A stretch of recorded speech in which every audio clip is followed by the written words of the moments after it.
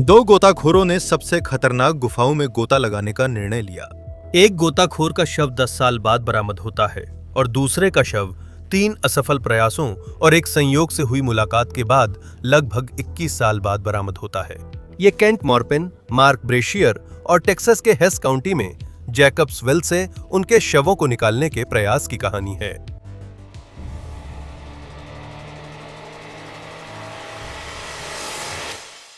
Jacobs well एक ताजे पानी का झरना है जिसे पहली बार लगभग 1850 में दर्ज किया गया था और कुएं की सतह पर इसका व्यास 4 मीटर है। ये अपनी सबसे गहरी दर्ज की गई जगह पर 43 मीटर नीचे जाता है और अपनी सबसे दूर दर्ज की गई जगह तक 1310 मीटर तक फैला हुआ है। जैकब्स वेल में ठंडा और साफ पानी ट्रिनिटी एक्वीफर से ऊपर उठता है। झरने की सतह वास्तव में आसपास के जल स्तर से नीचे स्थित है। इसका मतलब है कि आसपास के जल स्तर के वजन के कारण पानी झरने से ऊपर की ओर निकलता है। 1924 में पहली बार झरने में ऊपर की ओर बहाव दर 1 घन मीटर प्रति सेकंड से कम मापी गई थी। साल 2000 में कुआं बहना बंद हो गया था। तब से ये 4 बार बहना बंद हो चुका है, जिसमें सबसे हाल ही में जुलाई 2022 में हुआ था। ये तब होता है जब भूजल स्तर गिरने से झरने में धारा बनाने के लिए पर्याप्त दबाव नहीं होता। कम बहाव दर से गोताखोरों के लिए गुफा में प्रवेश आसान होता है क्योंकि उन्हें धारा से नहीं जूझना पड़ता। इस गुफा प्रणाली में प्रवेश करना सुरक्षित नहीं है। गुफा डाइविंग में वैसे ही खतरे होते हैं, लेकिन जैकब्स वेल को 3 बातें और खतरनाक बनाती हैं। पानी का बहाव, जिससे गोताखोर को जूझना पड़ता है। अंदर जाते समय कक्षों के बीच संकरे रास्ते, जो अक्सर नीचे की ओर ढलान वाले होते हैं, और अस्थिर बजरी, जो उन पहले से ही संकरे रास्तों को भर सकती है। एक संकरे रास्ते को बर्थ कैनाल कहते हैं। करीब 21 मीटर गहराई पर जब गोताखोर बजरी की ढलान से नीचे उतरते हैं तो उन्हें एक ऐसे रास्ते से गुजरना पड़ता है जो कभी-कभी सिर्फ 38 सेंटीमीटर चौड़ा होता है। ये इस बात पर निर्भर करता है कि ढलान से कितनी बजरी नीचे आ गई है। ये ढलान एक चौड़े कक्ष में खुलती है। अक्सर गोताखोरों को बजरी में खुदाई कर अपने उपकरणों को चैनल से कक्ष में धकेलना पड़ता है। इस संकरे चैनल से गुजरने के बाद गोताखोर अगले कक्ष में पहुंच जाते हैं। सालों में जैकब्स वेल में अब तक 9 स्कूबा डाइविंग से जुड़ी मौतें दर्ज की गई हैं। संभवतः और भी मौतें हुई हैं जिनका रिकॉर्ड नहीं है। आज इस गुफा प्रणाली में डाइव करने के लिए आपको परमिट की आवश्यकता होती है। 9 सितंबर 1979 को 2 गोताखोर जैकब्स वेल पहुंचे, जिनका इरादा गुफा प्रणाली में डाइव करने का था। वे 20 लोगों के समूह में हैं, पर ये दोनों चाहते हैं कि बड़ी भीड़ के आने से पहले वे गुफा में जाएं, जिससे अंदर की तलछट न बिगड़े। जिस शाम वे वहां पहुंचे, उसी रात 11:30 बजे, जब बाकी लोग कैंप लगाने में व्यस्त थे, वे पानी में उतर गए। केंट मॉर्पिन और मार्क ब्रेशियर अपने शुरुआती 20 के दशक के अनुभवी गोताखोर हैं। केंट एक सहायक प्रशिक्षक हैं। वह 12 साल की उम्र से गोताखोरी कर रहे हैं। वे सिर्फ सबसे पहले गुफा में गोता नहीं लगाना चाहते, बल्कि वे आखिरी दर्ज की गई चेंबर तक जाना चाहते हैं, जिसका एक जानलेवा इतिहास है। मार्क और केंट पहले चैम्बर में नीचे उतरते हैं, जहां झरना सतह पर खुलता है। यह 9 मीटर की गिरावट है एक प्लेटफॉर्म तक, जहां वे फिर अगली चैम्बर में आड़े होकर जाने के लिए मुड़ते हैं। चैम्बर 2 एक लंबा ढलान वाला चैम्बर है। चैम्बर 2 के नीचे एक सकरा रास्ता है जो लगभग 23 मीटर गहरे चैम्बर 3 में जाता है, और यह रास्ता बर्थ कैनाल कहलाता है। बर्थ कैनाल पार कर चैम्बर 3 पहुंचने पर केंट और मार्क को अन्य गोताखोर मिलते हैं जो उस जगह की पड़ताल कर रहे हैं जिसे सभी इस गुफा प्रणाली का अंतिम सुरक्षित चैम्बर मानते हैं। मार्क और केंट चैम्बर 4 पर अपनी नजरें टिकाए हैं, जिसके बारे में वे जानते हैं कि वह पहले ही 4 गोताखोरों की जान ले चुका है। वे ढलवाले कंकरीले तल से उतरकर करीब 27 मीटर गहराई में चैम्बर 4 के प्रवेश द्वार तक पहुंचते हैं। ये वो गहराई है जहां गोताखोरों को नाइट्रोजन नार्कोसिस महसूस होना शुरू हो सकता है। नाइट्रोजन नार्कोसिस दबाव में नाइट्रोजन सांस लेने से होने वाला न्यूरोलॉजिकल प्रभाव है। ये आपकी सांस लेने वाली गैस में मौजूद नाइट्रोजन अणुओं के कारण होता है, जो दबाव में पास आकर मस्तिष्क की सिनेप्स में न्यूरॉन्स के प्रवाह को बाधित करते हैं। गोताखोरों को लगता है जैसे उन्होंने मार्टिनी पी है। जितना गहरा आप जाते हैं उतनी ही ज्यादा मार्टिनी का असर महसूस होता है। जैसे ही आप ऊपर आते हैं इसका असर उतनी ही जल्दी खत्म हो जाता है। केंट अपना स्कूबा गियर उतारते हैं, घूमते हैं और खुद को पीछे की ओर उस सुरंग में ले जाते हैं जो चैम्बर 4 की ओर जाती है। मार्क उनकी नकल करते हैं और उनके पीछे जाते हैं जो मोय चैम्बर 3 में है, और देखते हैं कि मार्क सिर्फ एक लाइट के साथ बिना केव रील के सुरंग में पीछे जा रहे हैं। वह तैरकर मार्क के पास जाते हैं और उनका ध्यान आकर्षित करने के लिए लाइट चमकाते हैं। साथ ही इस फैसले पर सवाल उठाते हैं जिसे मैं टनल विजन कहूंगा। मार्क ऊपर देखते तक नहीं, वो बस पीछे की ओर सुरंग में चले जाते हैं। ना तो केंट और ना ही मार्क को फिर कभी देखा जाता है। जो उन्होंने अभी देखा उससे हैरान हैं। वो जितनी देर तक उसकी सांस लेने की हवा साथ देती है उतनी देर तक इंतजार करते हैं। फिर वो अपनी एक टॉर्च चौथे कक्ष के प्रवेश द्वार पर छोड़ देते हैं, ये उम्मीद करते हुए कि दोनों गोताखोर उस रोशनी को देख लेंगे। और फिर वो मुड़कर गुफा से बाहर निकलने के लिए वापस जाते हैं ताकि बाकी गोताखोरों को सूचित कर सकें।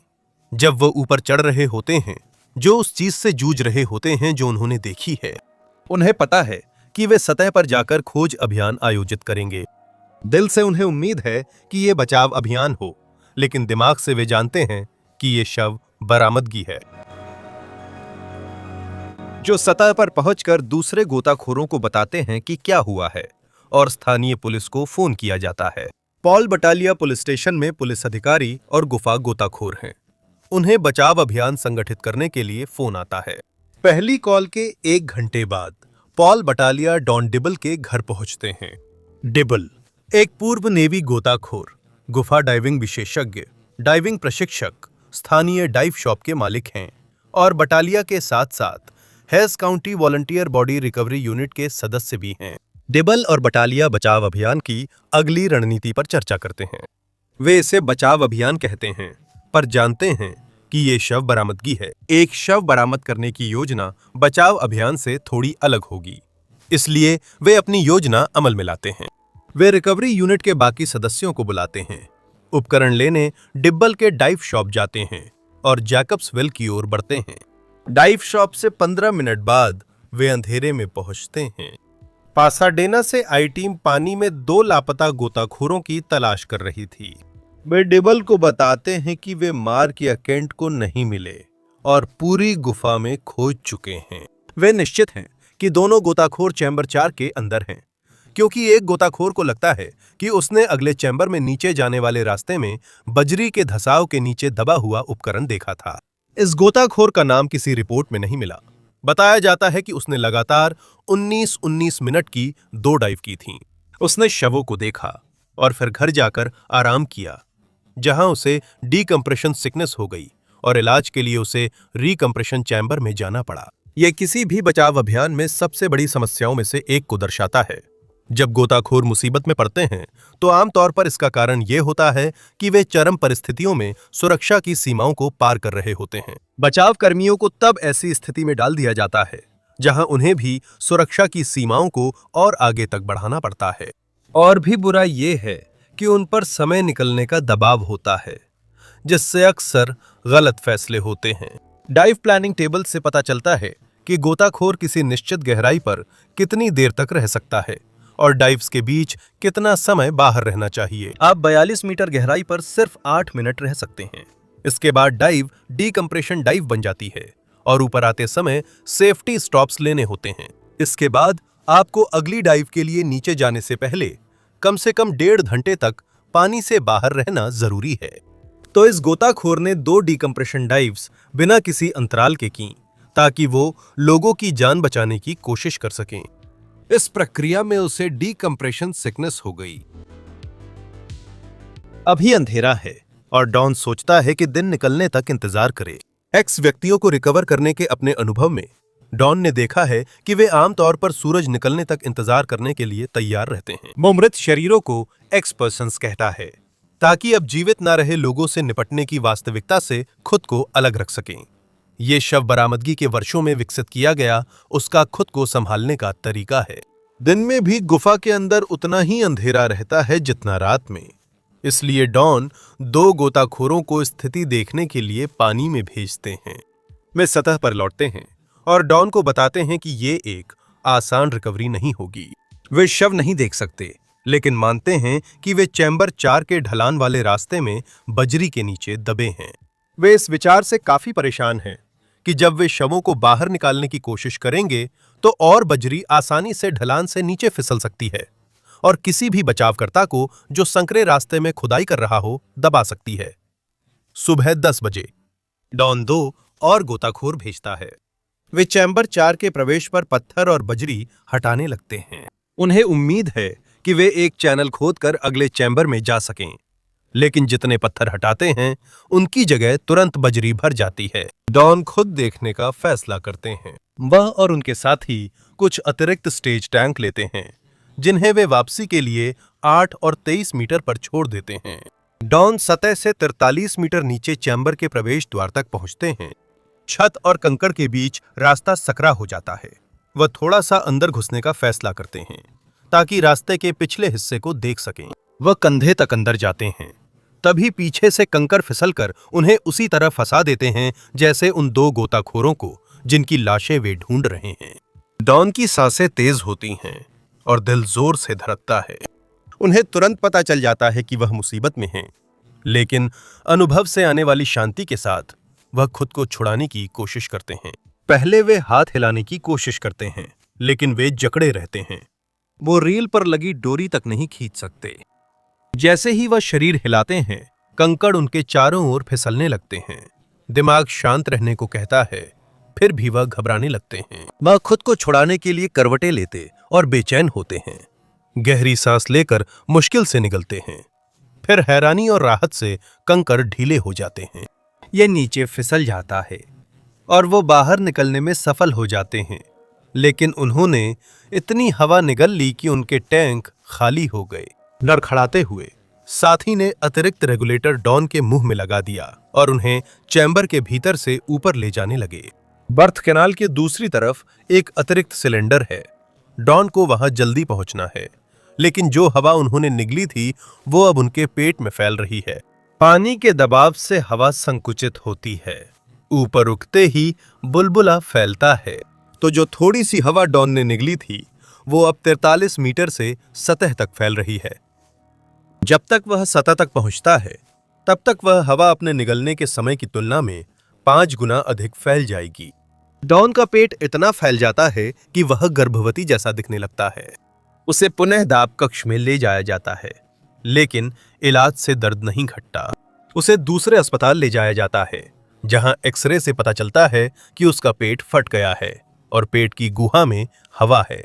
उसके डॉक्टर ऑपरेशन का वर्णन करते हैं, जैसे बास्केटबॉल को काटना जो तुरंत पिचक जाता है। डॉन का अस्पताल बिल उसके बीमा खत्म होने के कारण उसे $8,000 का कर्जदार बना देता है। आने वाले हफ्तों में डाइविंग समुदाय ने डॉन की मदद के लिए पैसे जुटाने के लिए एकजुटता दिखाई। जैकब्सविल में बरामदगी अभियान अब डाइविंग समुदाय के एक और नेता डॉन ब्रॉड की अगुवाई में आगे बढ़ रहे हैं। ब्रॉड का जैकब्सविल से पुराना संबंध है। डाइवर्स को मुसीबत में देखकर ब्रॉड ने उस जगह का प्रबंधन करने की अनुमति लेने के लिए जमीन के मालिक से बातचीत की। उसने प्रवेश शुल्क लेना शुरू किया, जिसका उपयोग उसने कुएं तक पहुंच को नियंत्रित करने की लागत को पूरा करने के लिए किया। इस प्रक्रिया से वह सुनिश्चित कर सकता था कि डाइवर्स के पास चुनौतीपूर्ण माहौल में डाइव करने का सही प्रशिक्षण और अनुभव हो। लेकिन अन्य डाइव सेंटर और प्रशिक्षकों को उस जगह पर एंट्री फीस देना पसंद नहीं आया जहां पहले उन्हें पूरी छूट थी। शिकायतें जमीन के मालिक तक पहुंचीं, जिन्होंने अनुबंध खत्म कर दिया, जिससे ब्रॉड के पास कुएं में सुरक्षा मानकों को नियंत्रित करने की क्षमता नहीं रही। अब ब्रॉड 2 गोताखोरों के शव निकालने में मदद के लिए लौटा है और जानता है कि अगर उसके पास नियंत्रण होता तो ये रोका जा सकता था। वो निराशा छोड़ इन 2 युवकों के शव निकालने में मदद करता है। ब्रॉड उस जगह का निरीक्षण करता है जिसे वो जानता है। वह बजरी हटाने के लिए जाल की थैलियों को भरकर लिफ्ट बैग से बाहर तैराने की योजना बनाता है। वे ढलान के ऊपर से शुरू करेंगे और नीचे की ओर काम करेंगे, ये सुनिश्चित करते हुए कि ढलान के ऊपर कोई बजरी ना बची हो, जो नीचे फिसलकर उस बजरी की जगह ले ले जिसे वे रास्ते से निकालते हैं। वह परिवारों और अधिकारियों को बता देता है कि इस स्थल की खुदाई में कई हफ्ते, यहाँ तक कि महीनों का समय लग सकता है। केंट और मार्क के माता-पिता को सूचना मिलते ही वे कुएं पर पहुंच जाते हैं। केंट के पिता गोताखोरी समुदाय से मिल रहे उस समर्थन जो शवों को खोजने के लिए एकजुट हो रहा है से अभिभूत है। एक स्थानीय बैंक एक फंड बनाता है और समुदाय केंट और मार्क को बाहर निकालने की व्यवस्था के लिए जरूरी पैसे दान करना शुरू करता है। अब परिवारों और अधिकारियों के लिए यह तय करना मुश्किल है कि अपने प्रियजनों को बाहर निकालने की सबसे अच्छी योजना किसके पास है। 2 गोताखोर मारे गए और लापता हैं। एक शौकिया गोताखोर को डीकंप्रेशन सिकनेस हो गई। एक अन्य पेशेवर खोज और बचाव गोताखोर का पेट फट गया। एक और गुफा विशेषज्ञ के पास यह महत्वाकांक्षी योजना है कि वो कई महीनों तक हाथ से खुदाई करके इस जगह को खोले। शोकाकुल और शायद अपने प्रियजनों के शवों को जल्द से जल्द वापस पाने के लिए बेताब, और साथ ही वे अधिकारी जो जल्दी समाधान चाहते हैं, वे वैकल्पिक रास्ते की तलाश करते हैं। वे यह विकल्प फ्रीपोर्ट की शेफर डाइविंग कंपनी से पाते हैं। मालिक लुइस शेफर पत्रकारों से कहते हैं, हाँ, हम उन्हें बाहर निकाल लेंगे। वह एक रिकम्प्रेशन चैम्बर, एयर कंप्रेसर और ग्रेवल पंपिंग उपकरण ट्रक में लाता है। ऑपरेशन की लागत उपकरण लाने के लिए $5,000 से शुरू होती है और प्रतिदिन $2,500 चलती है। लुइस को उम्मीद है कि इसमें 2-3 दिन लगेंगे। वो और उनकी टीम सेटअप करके रास्ते से मिट्टी और कंकड़ पंप करके निकालने लगते हैं। कमर्शियल डाइवर्स सतह से हवा देने वाली प्रणाली का इस्तेमाल करते हैं, जिसका मतलब है कि उनके पास एक अम्बिलिकल होता है जो सतह पर लगे कंप्रेसर से हवा और 2 तरफा संचार प्रदान करता है। बड़े पत्थर भोरे में डालकर रस्सियों से बाहर निकालते हैं, जिसे स्वयंसेवी गोताखोर मार्गदर्शित करते हैं। कंकड़ को लंबी पाइपों की मदद से बाहर निकाला जाता है, जो एक बड़े वैक्यूम क्लीनर की तरह कंकड़ को चूस लेती हैं। कई दिनों तक रेत और कंकड़ निकालने की प्रक्रिया जारी रहती है।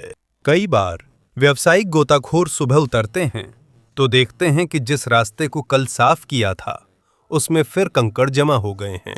ऑपरेशन के लगभग 1 हफ्ते बाद गोताखोरों में से एक कंकड़ के धंसाव में फंस जाता है, लेकिन उसके साथ ही उसे जल्दी ही बाहर निकाल लेते हैं। हालांकि इससे गोताखोरों का मन डगमगाता है, लेकिन कुछ दिन खुदाई के बाद वे कैमरा आगे भेजने में सफल होते हैं। लोगों का समूह रिकॉर्डिंग देखता है और सोचता है कि उन्होंने धातु का सिलेंडर देखी, लेकिन उन्हें पूरी तरह यकीन नहीं होता। अगले दिन वे खुदाई करते हैं, जब तक कि एक गोताखोर लगभग पूरी तरह उस रास्ते से नहीं निकल जाता। वह बताता है कि वह कक्ष का कुछ हिस्सा देख सकता है, लेकिन इतना आगे नहीं जा सकता कि पूरा कक्ष देख सके। वहां 2 बड़े पत्थर और कई टन बजरी है जिन्हें हटाना जरूरी है। लुइस शेफर के दाहिने हाथ बिल राइट, जो डाइव साइट के प्रभारी हैं, एक प्रेस कॉन्फ्रेंस में बताते हैं कि उनके पास पैसे खत्म हो गए हैं। वे मुफ्त में डाइविंग नहीं कर रहे, किसी को उनके बिल चुकाने होंगे। बिल और उनके लोग एक स्थानीय होटल के कमरे में रुक जाते हैं और अगले कुछ दिनों तक इंतजार करते हैं, जब तक कि आखिरकार पासाडेना के एक राज्य सीनेटर ये पुष्टि नहीं कर देते कि वे अब तक की कंपनी के बिलों का भुगतान करेंगे। और फिर लुइस शेफर कहते हैं कि आगे से कंपनी अपनी सेवाएं मुफ्त देगी। कई दिनों की राजनीतिक खींचतान के बाद गोताखोर फिर से उस जगह पर लौटते हैं, लेकिन पाते हैं कि पूरा रास्ता एक बार फिर से कंकड़ में डूबा हुआ है। एक दूसरी डाइव कंपनी से राय ली जाती है और सभी एक ही नतीजे पर पहुंचते हैं। जैकब्स वेल के अंदर से सारी कंकड़ को इस तरह से सुरक्षित और किफायती तरीके से निकालने का कोई तरीका नहीं है जिससे वे चैम्बर 4 में जाकर केंट और मार्क के शवों की तलाश कर सकें। केंट के पिता आभारी हैं कि कई लोगों ने उनके बेटे के शव लाने में जान जोखिम में डाली, लेकिन उन्हें इस बात की भी चिंता है कि अगर वे और आगे बढ़ते हैं तो और लोग घायल हो सकते हैं या उनकी जान भी जा सकती है। 12 दिन बाद 2 गोताखोरों की तलाश बंद हो जाती है। डॉन डिबल पेट की चोट से उबरकर दोस्तों संग फिर जैकब्स वेल में डुबकी लगाते हैं। वे एक ग्रिल को सीमेंट से इस तरह लगाते हैं कि कोई भी गोताखोर बर्थ कैनाल से आगे न जा सके। कुछ महीनों बाद डिबल लौटते हैं और देखते हैं उनकी ग्रिल हटा दी गई है, साथ में नोट है, आप हमें रोक नहीं सकते। 1981 में एक बाढ़ के दौरान सिस्टम में पानी का स्तर इतना बढ़ गया कि गुफा प्रणाली के भीतर ऊपर की ओर एक धारा बन गई और मार्क ब्राशियर के अवशेष कुएं से बाहर बह गए। सालों तक बहती और लौटती धाराओं के कारण रास्ते में मौजूद कंकड़ इतने हिल गए कि सैन मार्कोस क्षेत्र की रिकवरी टीम के लोग गुफा के अंदर जा सके। हादसे के 21 साल बाद केंट मॉर्पिन के अवशेष आखिरकार बरामद कर लिए गए। उनके माता-पिता को तब पता चला जब एक रिपोर्टर ने उनसे टिप्पणी लेने के लिए फोन किया। और अधिक आपदा वीडियो देखने के लिए अभी स्क्रीन पर दिए गए लिंक पर क्लिक करें।